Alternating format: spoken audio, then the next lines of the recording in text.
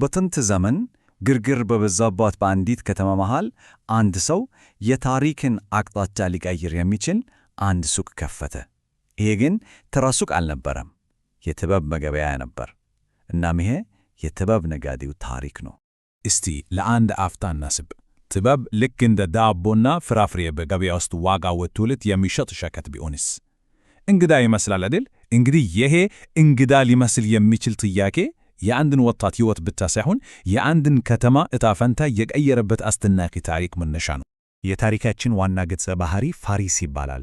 ሱቁ ከሌሎቹ ሁሉ ይለያል። በግንባሩ ላይ በደማቅ ፊደላት ጥበብ ለሽያጭ የሚል ጽሑፍ ሰቅሏል። መጀመሪያ ላይ የከተማው ሰዎች ተሳለቁበት። እንዴት ሆኖ ነው ጥበብ የሚሸጠው እያሉ አፌዙበት። ፋሪስ ግን በውሳኔው ጸንቶ የመጀመሪያ ደንበኛውን መጠበቅ ጀመረ። እናም ብዙም ሳይቆይ የፋሪስ እንግዳ ሱቅ ዝናው የተሰማ እስከ ከተማው ገዢ ኸሊፋው ጆሮ ድረስ ደረሰ። እዚህ ላይ ነው እንግዲህ የፋሪስ ጥበብ ለመጀመሪያ ጊዜ ከባድ ፈተና ላይ የወደቀው። ታሪኩ እንዲህ ነው። ከጀርባ የተሸረበ ትልቅ ሴራ ነበር። የኸሊፋው ታማኝ አማካሪ ወዚሩ በሱር ሥልጣኑን ይመኝ ነበር። እናም ይህንን ለማሳካት ከንጉሣዊው ሐኪም ጋር በመመሳተር ኸሊፋውን በመርዝ ለመግደል አሰረ።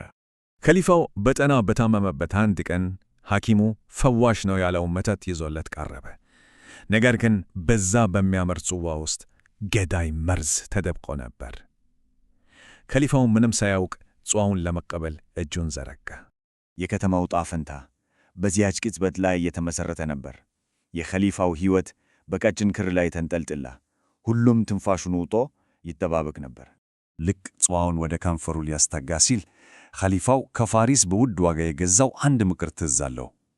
ማንኛውንም ሥራ በጥንቃቄ ሳታስብበትና ውጤቱን ሳትገምታት ሥራ። ኸሊፋው ቆማለ። ጽዋውን ወደ ጎን አድርጎ የሐኪሙን ፊት ትኩር ብሎ ተመለከተው። የሐኪሙ ፊት በፍርሃት ሲለዋወጥ ሴራው ተጋለጠ። አዎ፣ የፋሪስ ጥበብ የኸሊፋውን ሕይወት አተረፈ። እናም ከዚህ ክስተት በኋላ የፋሪስ ዝና ከዳር እስከ ዳር ደረሰ። አሁን ደግሞ ጥበብ ከገንዘብና ከሥልጣን ጋር ያለውን እውነተኛ ግንኙነት እንመለከታለን። ቀጣዩ ፈተና የመጣው ሐሰን ከሚባል በስግብግብነቱ ከተማው ሁሉ ከሚያውቀው ነጋዴ ነበር። ሐሰን ጥበብን እንደ ማንኛውም ሸቀጥ በመቁጠር ፋሪስን ተገዳደረው። የከተማው ታላቅ ነጋዴ የሚያደርገኝን ጥበብ ካልሰጠኸኝ የከፈልኩትን ገንዘብ እጥፍ ትመልስልኛለህ ሲል ውረድ ያዘ። የፋሪስ ምላሽ ግን ሐሰን የጠበቀው አልነበረም። ሀብትን ከማሳደድ በፊት አለው፣ በልብ ውስጥ ያለውን ሀብት ተንከባከብ። ለሌሎች የሚሰጥ እሱ ነው ታላቁ ነጋዴ የሚሆነው። ሐሰን በጣም ተናደደ። ገንዘቡን እንዲመልስለት ቢጠይቅም ፋሪስ ግን ለአንድ ወር ብቻ ሞክረው፣ ለውጥ ካላየህ እጥፍ እከፍላለሁ ሲል አረጋጋው። የፋሪስ ጥበብ የንግድ ስልት አልነበረም፣ የባህሪ ለውጥ እንጂ። ሐሰን ለደጎች መስጠትና ሠራተኞቹን በደግነት መያዝ ሲጀምር ስሙ በከተማው ሁሉ በበጎ ተነሳ። ንግዱም በሚገርም ሁኔታ በሦስት እጥፍ አደገ። እውነተኛ ሀብት ከልብ እንደሚጀምር በተግባር የተረዳው ያኔ ነበር። የፋሪስ ጥበብ የግል ሀብትን ብቻ አልነበርም የለወጠው። አሁን ፈተናው ሀገርን ይመለከታል። የዛንዚባሩ ንጉሥ የኸሊፋውን ግዛት በጦርነት ፋንታ በጥበብ ለመወሰድ ሲሞክር የሁለቱ መንግሥታት ዕጣ ፈንታ በሚዛን ላይ ወጣ። ኸሊፋው በድጋሚ ፋሪስን አማከረ።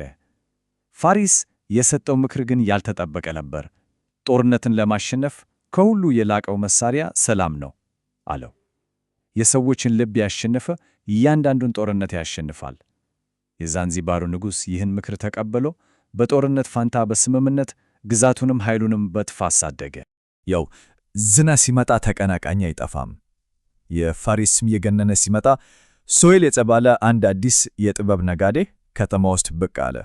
ልዩነታቸው ግን እንደ ሰማይና ምድር ነበር።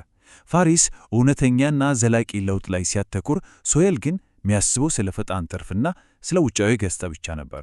ሰዎችን በሚያመር አንደበቱና በውሸት ተስፋዎች ያታለላቸው ነበር። የሁለቱ ፍልስፍናዎች ትክክለኛ ፈተና ላይ የወደቁት በሕዝብ ፊት ነበር። አንድ ምስኪን ሠራተኛ ቀርቦ ሁለቱንም አንድ አይነት ጥያቄ ጠየቃቸው። ጥበብ እንዴት ከድህነት ሊያወጣኝ ይችላል? ይህ ጥያቄ የሶሄልን ውሸት የሚያጋልጥበት መድረክ ሆነ። የሶሄል መልስ ምን ያህል ስግብግብ እንደሆነ ወዲያውኑ አጋለጠ። በ1000 ዲናር የኔን የአስማት ሐብል ግዛ፣ ዕድልህን ይቀይርልሃል አለ። የሰውየውን ችግር ከመፍታት ይልቅ ተስፋ መቁረጡን ለራሱ ትርፍ ሊጠቀምበት ሞከረ። የፋሪስ መልስ ግን ፈጽሞ የተለየ ነበር። ተስፋ የሚሰጥ መንገድ የሚያሳይ ነበር። ብልጽግና ከጠንካራ ሥራ እና ከጥበብ ይመነጫል። ያለህን ችሎታ ላይ የጉልበት ሥራህን ወደ ዕደ ጥበብ ቀይረው። ጥበብ አስማት ሳይሆን ያለውን ችሎታ በአግባቡ መጠቀም እንደሆነ አስተማረው። በዚያች ቅጽበት ሕዝቡ ማን እውነተኛ እንደሆነና ማን አስመሳዩ እንደሆነ በቅጽበት ይለየ። የሱሄል ሱቅ ተዘጋ። ሰዎችም ወደ ፋሪስ ሱቅ መመለስ ጀመሩ። እውነት ሁሌም እንደሚያሸንፍ በድጋሚ ተረጋገጠ። ዓመታት አለፉ። ፋሪስም አረጀ። እናም ታሪኩ ወደ ፍጻሜው ሲቃረብ ትልቁ ምስጢር የሚገለጥበት ጊዜ ደረሰ። ከ30 ረጅም ዓመታት አገልግሎት በኋላ የፋሪስ ፀጉር ሽበት ወርሶታል። ፊቱም ተሸብሽቧል።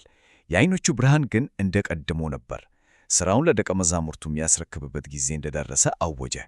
ሕዝቡ ሊሰናበተው ተሰብስበው ሳለ አንድ ሽማግሌ ሰው ሁሉም በልቡ ሲያስበው የነበረውን ጥያቄ ጠየቀ። የጥበብ ሱልጣን ሆይ፣ የዚህ ሁሉ ጥበብ እውነተኛ ምንጩ ምንድን ነው? ፋሪስ በሚያረጋጋ ፈገግታ መለሰ።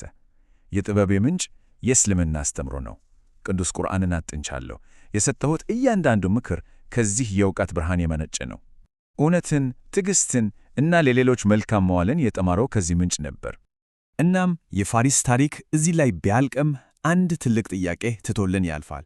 የጥበብ እውነተኛ ዋጋ ምንድን ነው? የምንከፍለው ገንዘብ ነው ወይስ በሕይወታችን ውስጥ በሚያመጣው ለውጥ?